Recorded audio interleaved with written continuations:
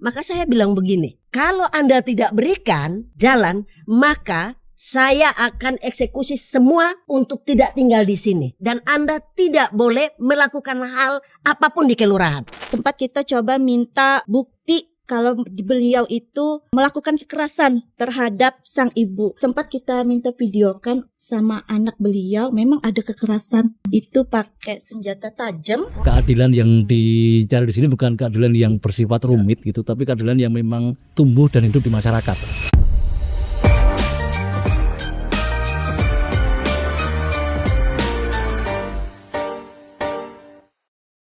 Sekarang siapapun Anda di seluruh Indonesia bisa mendapat akses bantuan hukum gratis. Harus digarisbawahi gratis. Kenapa jadi saya berani sebutkan di seluruh Indonesia? Karena saat ini tuh sekarang udah ada, saya harus lihat angkanya nih, 83.930 pos bankum, pos bantuan hukum. Nah, lengkapnya apa pos bantuan hukum sebenarnya? Saya sudah bersama dengan Bapak Konstantinus Kristomo, Pak Kris, Kepala Pusat Pembudayaan dan Bantuan Hukum. Ada Pak Jacqueline Pogo, ini adalah Kepala Desa Sambuara, Kecamatan Esang Selatan, Kabupaten Kepulauan Talaut, Provinsi Sulawesi Utara. Bersama Pak Jacqueline ada Pak Alderwentian. Nah, ini adalah paralegal Desa Sambuara juga, ya sama ya di Kecamatan Esang Selatan, Kabupaten Kepulauan Talaut, Sulawesi Utara. Jauh banget Pak Kris. Berarti di seluruh Indonesia sekarang tuh di kabupaten, kota, desa dan kelurahan tuh sudah ada namanya pos bantuan hukum. Sudah terbentuk di 83.980. 980. Pos bantuan hukum itu dibentuk untuk mendekatkan akses keadilan. Ya. Pengacara itu sebagian besar itu ada di ibu kota provinsi, ibu kota kabupaten, demikian juga LBH. Kementerian Hukum itu menggunakan pendekatan yang kita namakan People Centered Justice atau pendekatan yang keadilan yang berpusat pada masyarakat. Pendekatan ini adalah pelatihan paralegal, penyuluhan hukum, pemberdayaan masyarakat. Jadi adanya pos bantuan hukum di desa ini, maka kemudian warga desa tidak perlu jauh-jauh jauh-jauh ke kayak di Talaut berarti harus ke Manado dulu. Berapa jam Pak kalau 12 jam. 12 jam naik kapal. Ya, naik kapal. Hanya untuk mendapatkan informasi hukum, konsultasi hukum atau pendampingan. Jadi cukup di kantor desa. Sekarang berarti siapapun ya warga negara Indonesia ada di wilayah di wilayah negara Republik Indonesia tuh tinggal datang ke kantor kelurahan atau tinggal datang ke kantor desa, bisa untuk dapat konsultasi, bahkan langkah berikutnya tuh mau apa tuh dikasih tahu lah ya. Iya, betul. Begitu ya. Oke. Nah, kalau di Kabupaten Kepulauan Talaut sendiri nih Pak Jacqueline, itu paling sering mungkin ya pasti banyak ya kalau di masyarakat tuh masalah hukum itu banyak. Tapi mungkin Bapak bisa kasih contoh yang paling sering mungkin terjadi dan bisa diselesaikan nih lewat pos bankum. Ya, untuk di daerah saya di Desa Sambuara pada khususnya ya pernah terjadi kasus pencurian di kebun warga. Seorang ibu warga masyarakat datang di rumah melapor tentang adanya pencurian. Pencurian apa yang dicuri, Pak? Ya, pencurian hasil kebun. Panen, ya. Hasil panen kebun cabai ya, Pak. Cabai. Oke. Ya, kita menghubungi paralegal juga tokoh adat, tokoh masyarakat, ya kita kumpul sama-sama, kita memediasi antara pelaku dengan korban masalah pencurian ini. Nah, setelah kita mediasi, karena adanya tokoh masyarakat dan juga tokoh adat yang ada, maka si pelaku dan si korban ini bisa tergugah hatinya. Juga adanya bantuan dari pos bankum, ada paralegal yang sudah dilatih, kurang lebih beberapa hari dilatih, jadi sudah memiliki pengetahuan yang mumpuni tentang hukum. Ya, dengan bantuan ini kita bisa memediasi. Akhirnya bisa damai. Ya, bisa damai. Dibikin di surat perjanjian gitu, Pak? Iya, kita buat surat perjanjian, jangan sampai terulang kembali. Ya, dimediasi bisa damai. Ya. Waktu itu paralegal perannya apa tuh, Pak? Kalau misalnya kejadian kayak gitu, ada kasus pencurian. Bagaimanapun pencurian cabai sebanyak black susu Katakanlah demikian, sebanyak itu ya ukurannya. Satu kaleng susu itu ya. Kaleng susu itu berbanding dengan penyelesaian secara litigasi, berapa banyak Mahalan itu Pak. kerugiannya. Betul, ya. Saya melihat sisi keadilannya, namun saya juga harus melihat sisi sosialnya. Jika saya menerapkan sisi adilnya, saya tidak boleh menelantarkan sisi adilnya. Tetapi saya juga harus melihat sisi sosialnya ini, apa dampak, efek, manfaat ketika kita mau lanjutkan ke sisi litigasi tadi. Ya. Nah, makanya saya membawa ini kerana pertemuan kelokalan. Di sana dikenal adanya supradesa. Yang kita maksud supradesa di sini, ketokohan masyarakat ada. Tokoh-tokoh masyarakat, tokoh adat. Nah, semua ini pelibatan ini tanpa mau mengesampingkan sisi keadilan, tetapi mau mengedepankan sisi sosialnya. Bagaimana bersosial, bagaimana berdesa, bagaimana kehidupan tradisi berdesa itu dipertahankan tanpa mengesampingkan sisi keadilan dari hak seseorang. Walaupun Dalam memang hal ini sifatnya- korban gitu ya. Walaupun sifatnya memang ini saudara saya, tetapi kan ini kebiasaan buruk Oh itu keluarga ceritanya, Nah, kasusnya. keluarga. Tapi kan ini sebuah gambaran bahwa ketika ini dibiarkan, ini akan membias menjadi sebuah kebiasaan buruk. Artinya bahwa sisi keadilannya ada kepuasan bahwa kita pemerintah itu dan para legal tidak meninggalkan dia, Ya. tapi memang kita masukkan dalam unsur penengahan. Oh waktu itu berarti Perusahaan. ngajak korbannya, terus ngajak terduga pelakunya ini yang masih satu keluarga sebenarnya. Itu masih ada Oh. ikatan emosional itu kuat kalau kita di desa.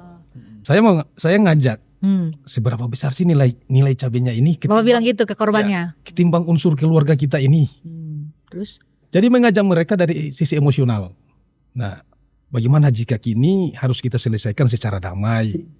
Biarlah saudara kita yang sudah melakukan proses itu, andaikan dia benar, kita coba ajak untuk dia supaya dia melakukan tidak lagi melakukan perbuatan yang sama. Agar ke depannya dia tahu menghormati, menghargai apa yang menjadi hakmu.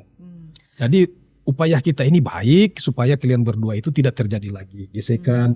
Hidup berdesa itu biasa kembali lagi seperti awalnya.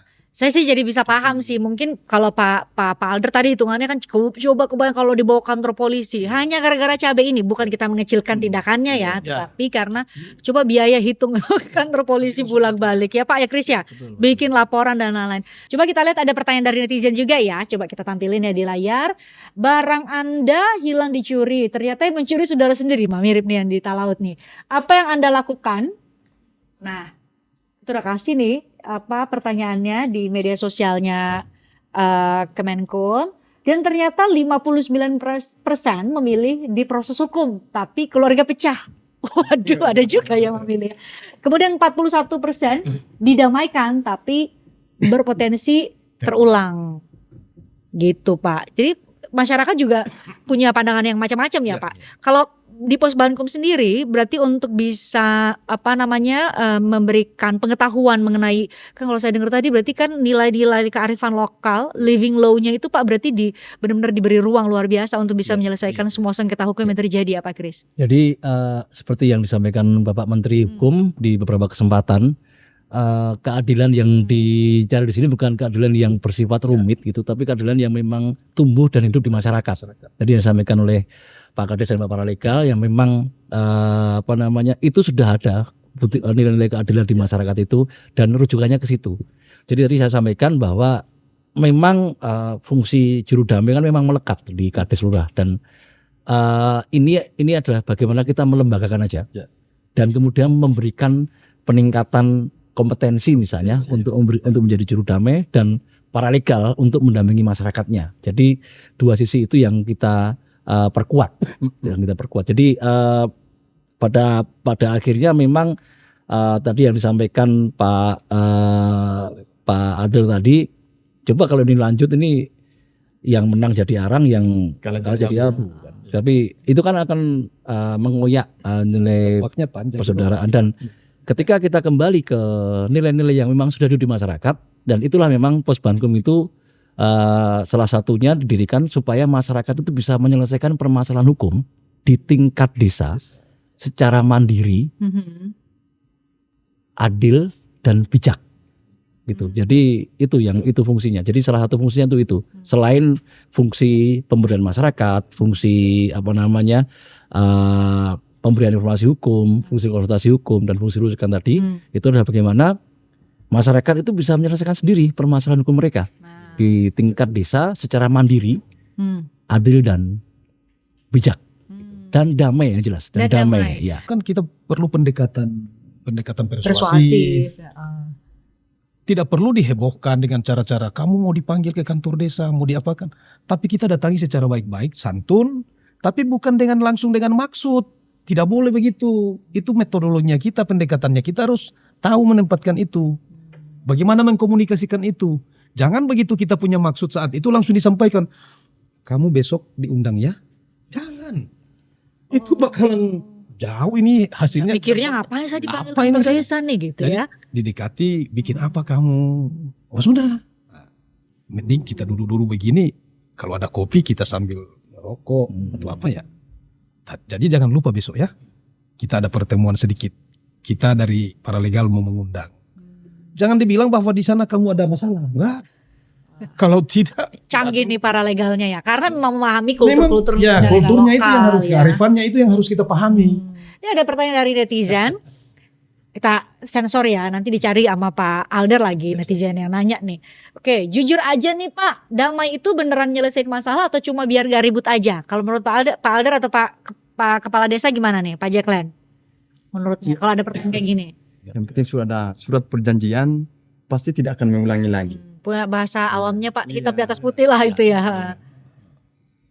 Kita tahu menyelesaikan masalah dengan mediasi secara damai itu sangat baik.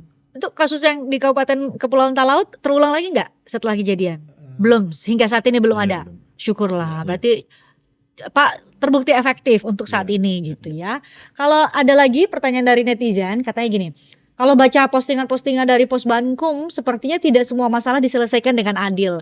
Anda lebih ingin menjaga ketenangan desa atau menjaga keadilan?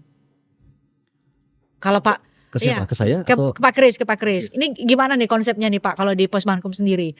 Mau jaga ketenangan aja atau mau jaga keadilan nih Pak? kedua-duanya lah. Tapi intinya dengan adanya perjanjian perdamaian itu kan sudah ada kesepakatan di antara Para pihak. Artinya itu selesai dengan adanya perjanjian perdamaian tadi. Karena kalau nggak selesai pasti ke litigasi dan pasti ada layanan rujukan begitu. Dan sampai saat ini mungkin ada sekitar dari 130 ribuan layanan yang sudah diberikan itu mungkin mediasi itu ada sekitar 12 ribuan sekitar itu. Dan itu 11.000 lebih itu memang sudah ada bukti Kesepakatan. bukti perdamaian tadi. Perdamaian tadi itu artinya ya itu adalah salah satu cara penyelesaian ya. Di samping itu adalah itu bagaimana kita menjaga ketenangan aja. Artinya tidak seperti itu juga sih. Kenapa Kalau Pak? membacanya ya selesainya dengan adil dan Anda ingin menjaga ketenangan desa. Ya memang substansi kita di sini bagaimana desa itu tenang dan bagaimana keadilan itu ditegakkan.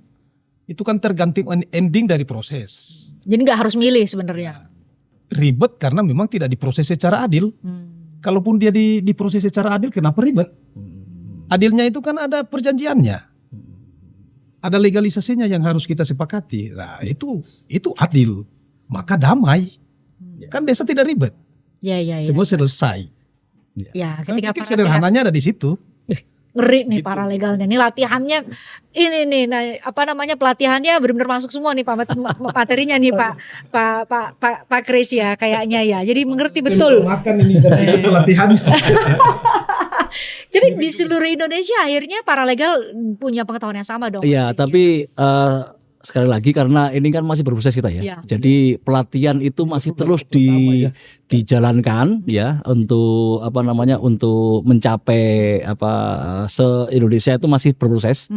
Yang melatih itu kan pemberi bantuan hukum. Yes. Yang Indonesia baru ada 777 pemberi bantuan hukum dan itu di kurikulumnya memang strict satu kelas klasikal. Jadi paralegal ini nggak bisa sendiri. Pak Kadirullah juga nggak bisa sendiri. Kenapa? Karena pelatihan 3 hari atau 3 bulan pasti nggak akan cukup. Nggak sendirian, mereka nggak sendirian. Oke, jadi nggak akan sesat kalau kata Iya. anak-anak sekarang nggak akan sesat karena ternyata juga paralegal dan juga kepala desa dan lurah juga diberi akses untuk bisa memberikan untuk bertanya juga Bertanya ya, juga kalau ya memang, kepada supervisornya.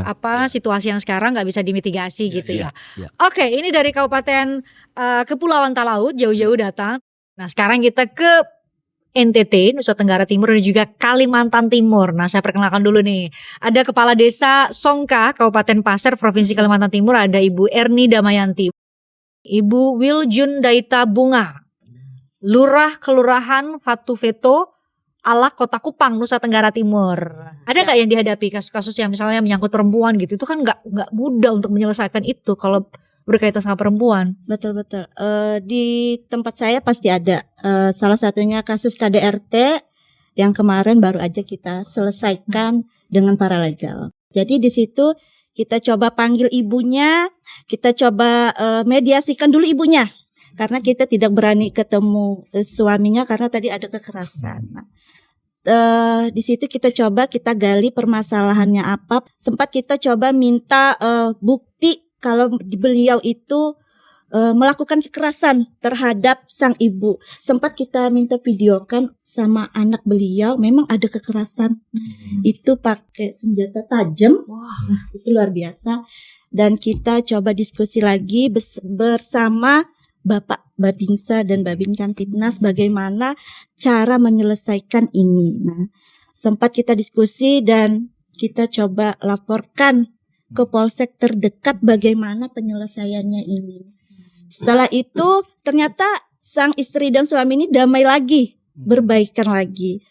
Terus beberapa bulan lagi berkelahi lagi, berdiskusi, bermediasi lagi lah dengan kami di desa dan paralegal. Dan akhir ceritanya sang suami menceraikan istri dengan persyaratan sang suami pergi dari rumah, keluar dari rumah, dan hak anak dan hak rumah itu jatuh ke istri. Selesainya di situ. Berarti dia dalam perjalanannya, dalam prosesnya, kepala desa, lurah, paralegal itu Betul. memang berkoordinasi dengan Iya. stakeholder ya Pak Iya, Des ya. betul. Di sana. Ada beberapa kasus Mbak itu yang sudah di pengadilan pun kemudian hakimnya minta posbankum untuk menyelesaikan di desa. Itu juga ada. Ada artinya apalagi kepolisian itu Iya. biasanya dikembalikan ke desa. Kalau Desa lagi, di betul. desa, gitu. Karena yang dinilai lebih memahami bagaimana kondisi yang sebenarnya dan lebih dekat secara secara emosional mungkin dengan para korban atau terduga pelaku itu adalah aparat desa dan juga termasuk saat ini ada Posbankum. paralegal, gitu, Iya, ada posbankum ya. Itu kalau di Bu Erni di Kalimantan Timur, kalau di Nusa Tenggara Timur ada juga nggak kasus-kasus yang dihadapi sama perempuan? Untuk kasus di Kota Kupang, khususnya di Kelurahan Fatuveto, itu ada di mana suami istri berkelahi, terus korbannya nanti anak-anak. Nah, kedua keluarga itu tentu ambil andil di dalam. Nah, banyak yang tidak memahami bahwa kalau kedua keluarga sudah masuk di dalam kedua besar. korban, ya keluarga besar ini. Oke. Maka itu akan menjadi tidak bagus. Nah, berdampak kepada anak dan juga berdampak kepada mereka berdua suami istri. Padahal mereka berdua ini masih saling suka akibat dari masalah ekonomi atau lingkungan sekitar yang ada di mana ada teman-temannya itu mengkonsumsi alkohol. Nah, ini mata pencaharian ini yang menjadi dominan di sana. Ketika suami tidak menafkahi atau bertanggung jawab untuk mencari nafkah, di situ timbul kekerasan. Betul. Seperti itu. Dan bagi kami, ketika suami istri, tentu keluarga ini berperan aktif. Melaporkanlah pihak si suami ini ke APH, aparat kepolisian, penegak hukum. Jadi pihak dari kepolisian, khususnya polsek yang terendah itu melaporkan ke kami, kasih tahu, Bu Lurah, ini bagaimana ini? Ini ada suami istri berkelahi, tetapi apakah posbankum siap arahkan datang di pos Bankum. Nah, para legal dan kami sebagai juru damai di kelurahan itu berperan aktif. Maka kami mengundang semua yang bermasalah, baik itu kedua keluarga yang besar maupun kedua suami istri bahkan anak. Kami tidak mau mengorbankan anak karena ketika suami istri bermasalah, anak jangan menjadi korban seperti itu. Dan cara penyelesaian kami itu bahwa kedua belah pihak ini, keluarga besar ini, itu mereka meminta secara adat. Nah, di situ kami ambil jalan yang terbaik untuk mereka berdua. Apa itu, Bu? Nah, jadi kami buat bahwa kalau memang kedua belah pihak dari si korban ini mau untuk secara adat, tapi kami dari pos Bankum tidak mau seperti itu karena berat. Kalau adat setempat ya, Bu, ya. Maksudnya. Contoh, memang di Nusa Tenggara Timur itu Kota Kupang itu berbagai macam adat, tapi ini khusus orang Sabu. Jadi adat itu berbicara bahwa jangan buatlah. Ini sanksi adat sangat berat. Nah, apa Bu sanksi adatnya? Bayar denda atau apa? Ya, bayar denda ini bisa dengan adanya bayar denda makan adat. Oh, makan adat besar jadi, dong. Akhirnya nggak adat, nggak lewat adat. Dengan cara untuk kembali memulihkan orang tua, yaitu mungkin dengan cara kami mereka menyiapkan sarung, menutup kembali, membungkus kembali orang tua karena sakit hati anak perempuannya dibuat semena-mena seperti itu. Gitu dan ya. itu dinyatakan dengan rasa cinta kasih dan kembali lagi pulih untuk melakukan keaktifan. Itu merupakan satu janji untuk suaminya tidak boleh buat seperti itu. Itu ada itu juga Bu, ada perjanjian berdamainya juga. Ada perjanjian adatnya juga itu dan perjanjian juga ada dan itu tertulis itu. Jadi itu kalau ada lagi berarti itu dibayar 2 kali lipat seperti itu. Supaya nggak terulang lagi. Iya. Gitu ya. Jadi kita udah nanya sama netizen lewat medsos Kemenkum. Kita kasih pertanyaan yang sama sebenarnya ke netizen. Terus nih pertanyaannya nih. Seandainya Anda jadi kepala desa atau lurah, Anda diminta memediasi kasus KDRT. Anda cenderung memilih mengikuti hukum yang mana nih? 9% pilih hukum adat. Berarti nggak banyak juga yang kayak Bu Ina ya. Terus hukum negara 57%. Terus tergantung kejadiannya 35%, lumayan juga ya. Jadi masing-masing memang punya paradigma atau pandangan perspektif sendiri-sendiri gitu ya Pak Kris ya terhadap bagaimana pola penyelesaian. Tapi yang jelas mungkin karena tadi saya menyimaknya sih sepertinya nih karena yang menyelesaikan adalah warga atau bagian dari masyarakat itu sendiri. Jadi mereka jauh lebih memahami cara untuk menyelesaikannya. Dan itu ya Pak. Ibu Ina ini beliau sudah ikut pelatihan juru damai tahun berapa Bu Ina? 2025. Dengan Mahkamah Agung. Dengan Mahkamah Agung dan termasuk 130 yang diundang ke Jakarta dari 1.300 sekian. Dalam hal ini pemerintah, Bapak Wali Kota juga dan semua jajaran itu mendukung pos Bankum itu ada di 51 kelurahan. Namun Fatu Veto mengambil sesuatu hikmah yang baik karena warganya sudah tahu bahwa dengan adanya sosialisasi dari kami, tentu warga tidak lagi untuk lari ke APH. Lebih takutnya ke pos Bankum. Dan akhirnya Ibu bisa menggabungkan itu ya, pengetahuan hukum yang diberikan sama Mahkamah Agung dan mungkin pelatihan-pelatihan dari Kemenkum gitu ya. Akhirnya bisa digabungkan dengan nilai-nilai lokal. Betul. Mungkin kalau Bu Erni pernah nggak ada kasus misalnya sengketa jalan publik jalan umum gitu ya? Pernah ada terjadi kita terkait kasus sengketa lahan. Adanya untuk jalan tani Pak, perkebunan Bu. Iya. Nah bukan hanya untuk perkebunan saja, tapi untuk ini memperluas halaman masjid, parkiran masjid. Itu kan fasilitas umum ya? Iya, berarti fasilitas masjid. umum, betul. Nah, yang punya lahan ini adalah milik pribadi. Nah, awalnya beliau tidak mau membebaskan lahan itu karena posisi lahan itu adalah masih rumah. Nah, dengan itu dari panitia masjid dan warga sekitar coba kita merundingkan bagaimana jalan ini bisa dibebaskan untuk usaha tani, teman-teman yang berkebun, dan bisa untuk fasilitas umum yaitu masjid. Coba kita diskusi pertama, mediasi pertama dengan yang mempunyai lahan, awalnya memang tidak mau. Kita coba pendekatan lagi, permasalahan beliau itu tidak mau yang bagaimana. Terus mediasi pertama memang belum selesai Pak ya, karena mungkin katanya masih mau diskusi dengan keluarga apakah memang ini harus bisa kita lepaskan. Lanjut lagi, kita coba lagi untuk diskusi kedua dengan semua masyarakat yang ada di RT 4, 5 sama 9 Pak. Kita diskusi lagi, kita ajak lagi yang mempunyai lahan karena memang ini sangat kita butuhkan. Dan alhamdulillah beliau mau membebasi lahan ini, tapi dengan adanya ganti rugi. Dengan adanya ganti rugi, itu juga belum selesai Pak. Prosesnya lumayan panjang ya Bu ya. Beliau menyebutkan ganti ruginya lumayan mahal. Nah, jadi kita juga bingung untuk menyelesaikan ganti rugi ini bagaimana caranya. Setelah itu kita diskusi dengan masyarakat. Bagaimana cara kita mengganti rugi ini karena nilainya tidak mudah. Ternyata coba kita diskusikan lagi. Alhamdulillahnya masyarakat kita mau bergotong royong, ya mau bergotong royong untuk ikut mengganti rugi lahan ini.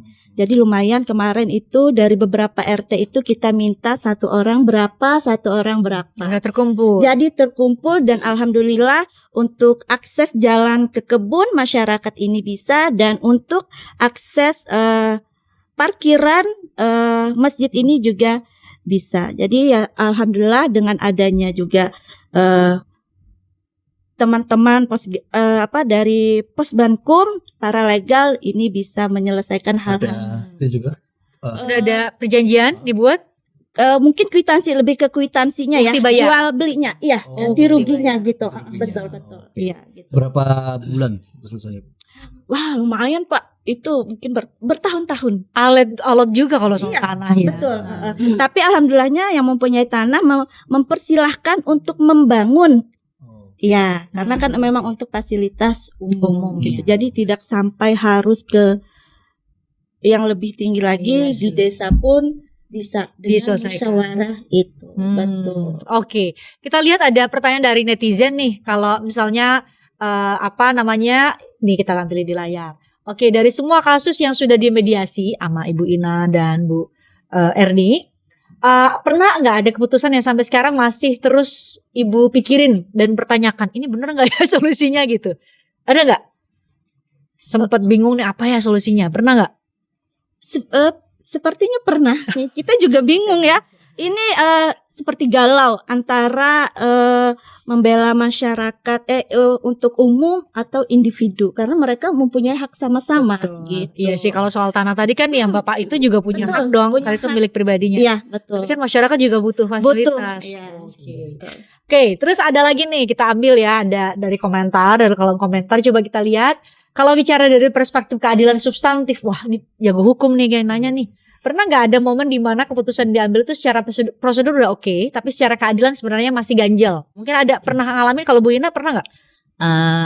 Itu saya nggak pernah alami itu karena begini. Jagoan nih. Karena di saya itu penjual tanah dengan pembeli. Tapi penjual tanah ini tidak memberikan akses jalan untuk lingkungan warga yang mungkin ada 20 kakak yang di belakang. Hampir sama kasusnya berarti ya? Iya, hampir sama. Cuman itu berjalan 10 tahun.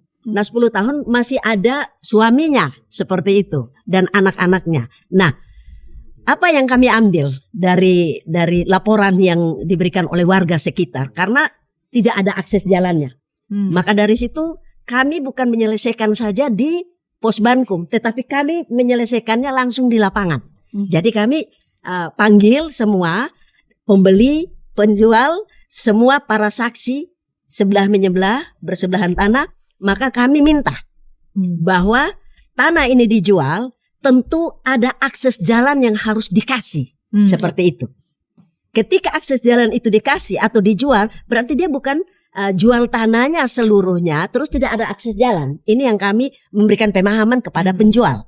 Nah, kami juga bersyukur karena dalam dana pemerintah yang untuk infrastruktur ini itu ada Dan hal itu yang saya ambil kesempatan supaya bagaimana akses jalan ini. Karena pengeluhan warga itu bahwa ketika ada kematian, ada kecelakaan atau ada sakit, tentu Susah mobil lewat. itu tidak bisa lewat. Nah, seperti itu. Maka saya bilang begini, kalau Anda tidak berikan jalan, maka saya akan eksekusi semua untuk tidak tinggal di sini. Dan Anda tidak boleh melakukan hal apapun di kelurahan.